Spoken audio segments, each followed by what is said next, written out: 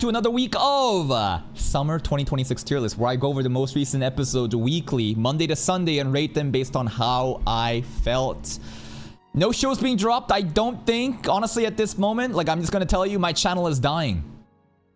I have hit a brand all-time high viewership, and now I'm crashing everything because I am being very brute forcing of all these different shows when I should be honestly just watching like JoJo's, honestly. I should just be doing JoJo's, like Bleach, Black Clover, right? And vote and Tanya. I should some votes in community series and drop all this shit. But again, right?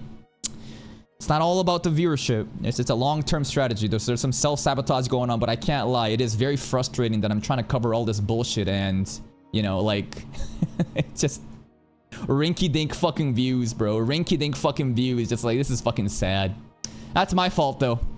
I could drop it anytime I want. Okay. First of all, we just watched Polar Opposites. I'll probably put it up here. I think Polar Opposites absolutely deserves great minimum this week. So many different like developments happening between Yamada Nishi confirmed official date. Tani Suzuki Kiss confirmed. Taira Azuma, they're still great. Valentine's episode really made everything come together. I'm just kind of shocked that we're halfway into the season, yet it seems like everything has been tied up. Like all the loose ends. What more could this show have to offer to end this manga, right? The anime. I'm excited to see what the author has for us. Kokoro this week, I'd probably say was kind of like here. I'd probably say it's a good action-heavy episode. Fighting vampires. There was actually a pretty interesting scene where the main character is looking very solemn and remorseful about the darkness of what's happened to the villages, right? He hears the echoes of the victims from the vampire lords, and I'm like, huh, this show can actually do something like that. Interesting. It's just, you know, I'm just expecting just slop, bullshit, comedy, slice of life gags, and a little bit of mid-power fantasy, but handling some mature themes got me a bit interested, but I fear this show is pretty cooked. Mob Psycho this week, also great minimum. I think this was the best episode of Mob Psycho so far. The direction was definitely carried by the voice acting and the soundtrack during like the monologue where Leon is in the jail and you have the princess from the other, you know, the principal coming in talking, as well as like Angie and Livia bowing down to Maria for the apology while Maria is like, I don't know what I'm doing. And then the Ikemen pulling up with their theme song fucking playing, saying, we'll save you. Actually, some peak Mob Psycho happening. Tomb Raider King, I'd probably say is just kind of good. It's fun. Just that the new girl came in, right? She's like unlucky. It's just that I'm starting to realize this author, he just does whatever the fuck he wants. There's no real rules. There's some general rule set, but it is so vague that he can just make shit up. For example, the girl's so unlucky that shit will just happen. So we're in the auction house and she feels like good and suddenly like earthquake happens. So he treats her like shit and then suddenly it stops. But like he then wants to get her in a good mood because then like bad shit starts to happen. But instead of an earthquake, it actually specifically targets, you know, the Onk, right? The Mr. TK. And I'm just like, is there any consistency in this show? I think I'm wasting my time trying to expect consistency. Just you're just gonna have general rule sets and author's imagination running wild and just fun times. There was some fun slice of life happening. The main character did lose a lot of aura when the girl showed up, but again, right? This shit's supposed to be some kind of crazy god relic owning disaster threat monster. She's pretty chill though. Kaiju Caramelise, I'd probably say minimum here. No, I think I actually enjoyed this the most this week, actually. The shock of gorilla catfishing is crazy. The makeup game has transcended where girls can literally turn from a fucking King Kong into a Gyaru. Now, of course, this is a Godzilla, Kaiju, you know, Ultraman, you know, fucking Mothra, King Kong, you know. That's where the reference is from. It's crazy how they incorporated that new girl to come in to be the ape girl. Her backstory was pretty sad. I'm glad that she stood up for herself and she found, like, again, self-love, self-acceptance, and Akaishi is also, like, following suit. Some good themes going on. Villager 999, I'd say was minimum good. I think I enjoyed it more than Tomb Raider King. The new character coming in, Aizen's voice actor, Ferdinand's voice actor. God damn, he's epic. I think he's having a lot of secrets. I think he's for sure hiding a lot of secrets of exactly what's going on. You know, like, he just shows up, He's kind of been, you know, called a diddler immediately. He's not a diddler, but then he starts talking like a diddler. Just a joke. I think he's hiding shit. Kagami also has some crazy useless powers, which could be actually OP. The multiplicative finger attacks. We'll see exactly what he's cooking with that. But overall, a more chill episode. Casino stuff was fun. Alicia handing out pamphlets to go gamble as a child is hilarious. Good comedy episode. Tensor was on break. Yomi no Sky, probably one of the favorite episodes this week. God damn, Gabby popped off. Akio being the traitor was kind of a shock, even though the hints were there. But again, this author is so good at subverting your expectations by laying down easy breadcrumbs and then hit you in the back of the head with a steel chair. So Gabby versus Akio, phenomenal. The voice acting, you can clearly tell her backstory is why she is so mad at people that don't take care of demons, people who treat Asa like shit. Like, bro, I thought it was Yuru talking about Asa for a second, and the way that she was relating to her. The stuff happening with Uncle Shingo, right? And Azuma, that's pretty funny. Azuma said, you can kill the Uncle if you want. Yuru was badass as usual. Kagemori Gonzo, his secret powers fucking busted in the way that he can make every daemon like compatible.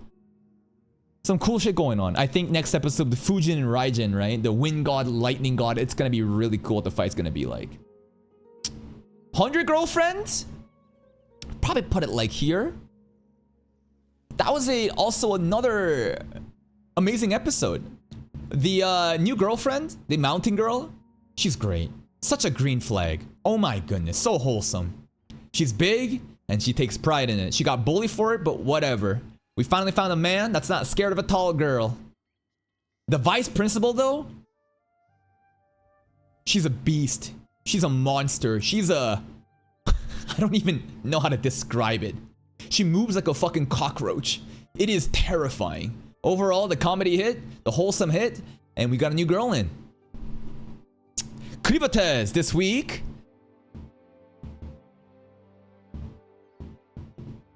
Chiffon? I'd say it's minimum great. I think Krivates this week was actually really great. The constant comical breakthrough Chiffon, you know, in the way that she is suffering. She genuinely feels like Komini from Chainsaw Man. She's always in it, survives, gets in shit. Alicia's stuck. Klen is making his moves. Erects the Luna Tower in the academy. Now everyone is about to go in. The Pope too. Romaris, the Roman guy. That guy is pretty epic. And the way that he was talking to Vorden too, he had a lot of confidence. I hope that he won't be a fraud. Ojo-sama, honestly, I enjoyed this so fucking much. I might like put this shit here. Like, dude, she was fighting her mom. This episode, it was literally just White Lily backstory, and she was fighting her fucking mom. And the mom, who knows how much of that was true? The mom like breaks the fucking girl's arm and then sets her for another fucking hit where you can't guard with a broken arm and finishes it. Takes away the laptop. You gotta get into this school now. And then, psych, you can't even play games there. But psych, actually, everyone plays games there. And now we're going to EVO Japan. It's crazy that we're actually setting up for EVO Japan, bro. The backstory was hilarious. And now we have a new goal and a new arc to be had. Great episode, if not peak. A Sentence of a Bookworm this week, I'd say was good. Setup episode, just tying up, you know, some loose ends here and there regarding the printing press, regarding chef stuff, attendant mix-ups. We're like building up to something big, right? There's this plot with old Archbishop's side hoe letters, and mine sent a letter back. We'll see what happens there. The stuff with the foundation was kind of fascinating, but goddamn, they just kind of dropped that lore on us without any backstory. I'm really excited to see what's going to happen at the Archduke's meeting, if that ever actually happens with us being present. And Royal Academy keeps getting teased. Iruma-kun this week, I'd say, was also great. Probably would put it...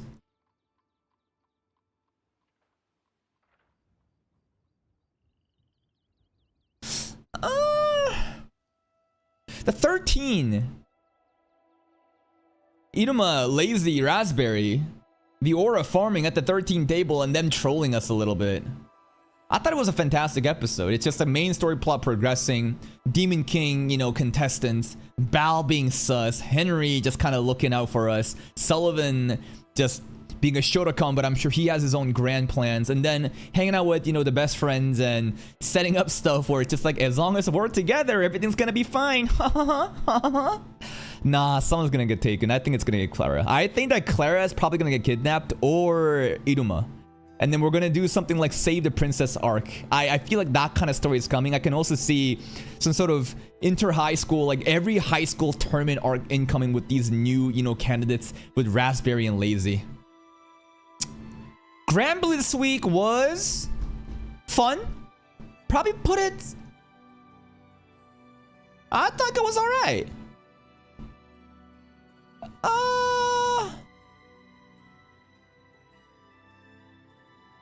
Let me think.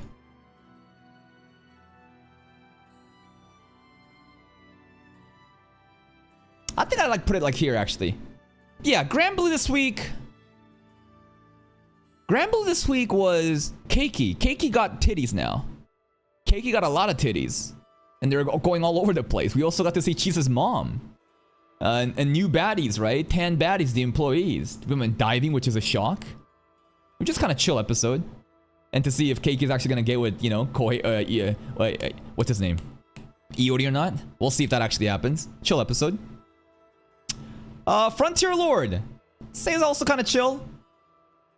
Frontier Lord recently has been kind of lacking, though. You know, I feel like the pacing was very suspicious. I think that a lot of people are becoming very bored of this show as the plot is kind of just like, what are we doing right now, you know? How is Frontier Lord doing, though, week to week? It's alright. Last episode also got like 3,500, 4,500. Obviously a drop off. This is kind of like the drop off mark, though, right? We'll see exactly how this is gonna cook. I hope that there's a hardcore audience to watch this stuff. But Diaz, you know, fought a bunch of rats. We got some gifts from our friend over in the other place. Alna down bad as usual. We got a new mouse girl coming in who shares the same voice actress as Alice over here, actually. Chill episode. I just want some sort of actual like plot to happen rather than just brick by brick civilization slowly just, you know, oh, we built this. Okay, I want some shit from the east to actually happen. Gunner anime. I would actually put this here. I would.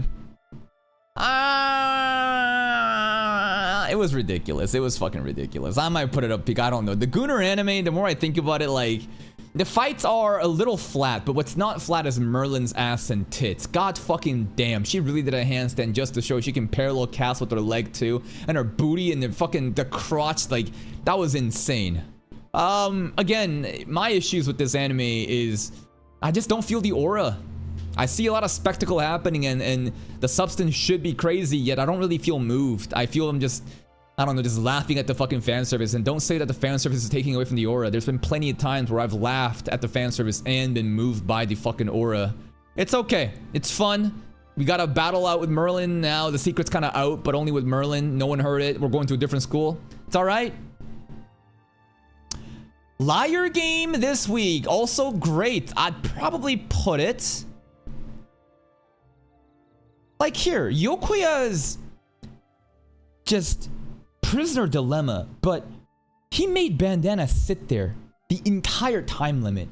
Even the homeless emperor already gave in just to send a message to Bandana, just to show how cruel he can be. Like, that was actually crazy.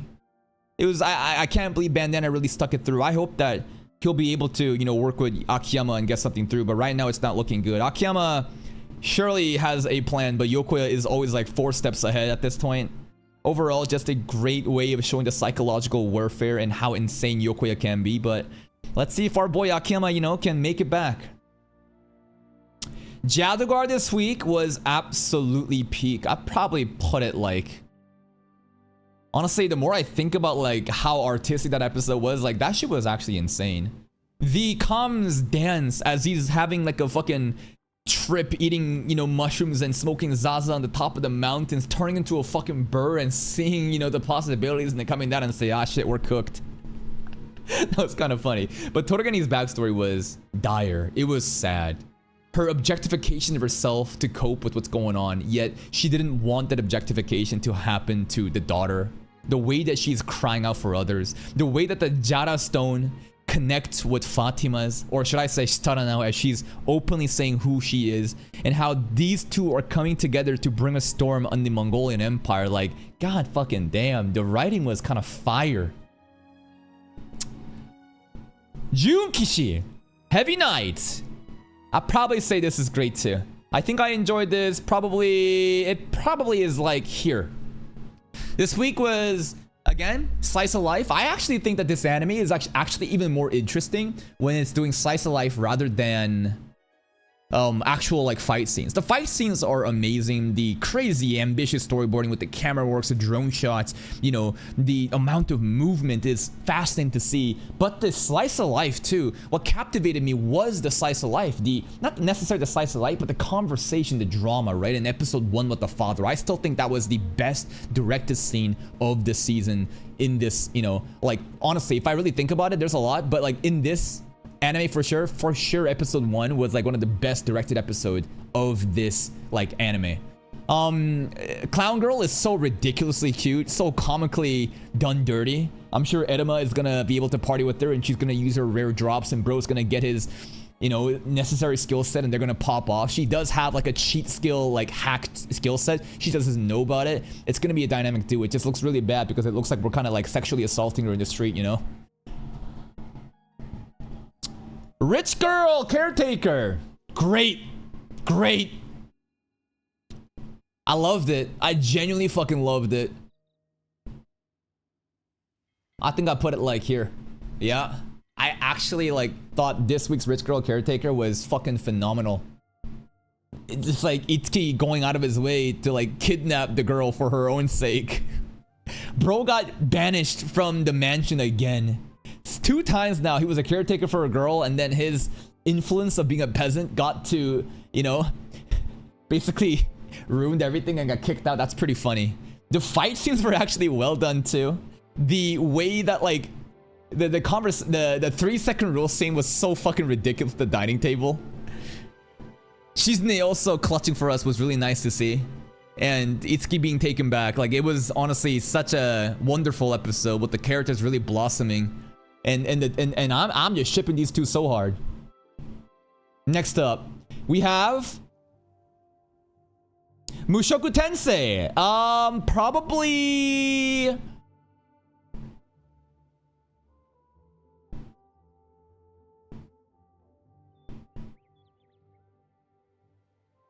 Probably here, to be honest. Return of Sarah counter arrow. The closure of that. Mature characterization, Rudy's development showing Sarah, even acknowledging. Sophie and Roxy just all gushing over Rudy. Sophie letting Rudy do whatever he wants because she knows what he's like. It's actually kind of endearing.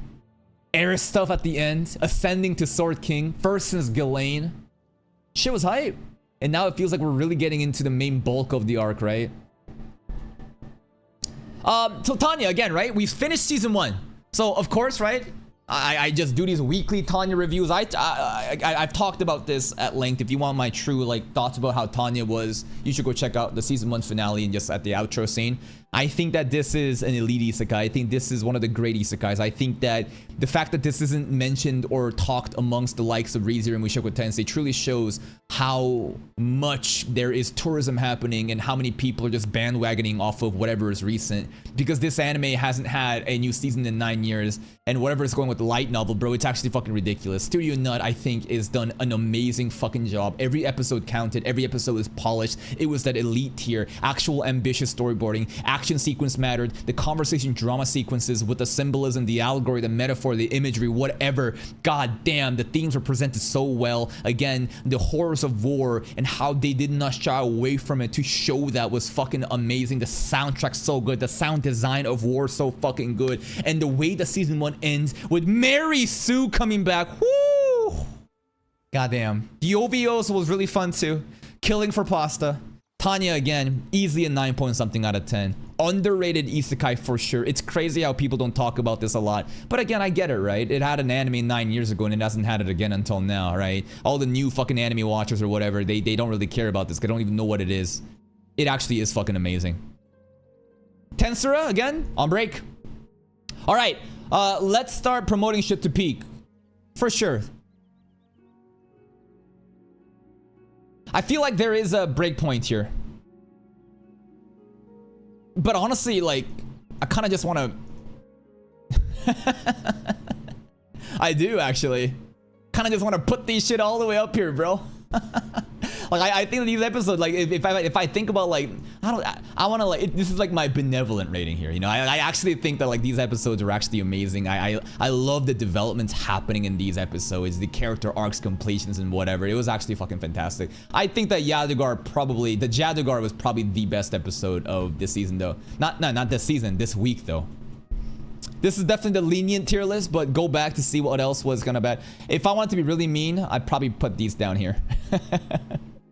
Yeah, and honestly, like, even this, it's all right. It's all right. Anyways, that's it from me. See you next time.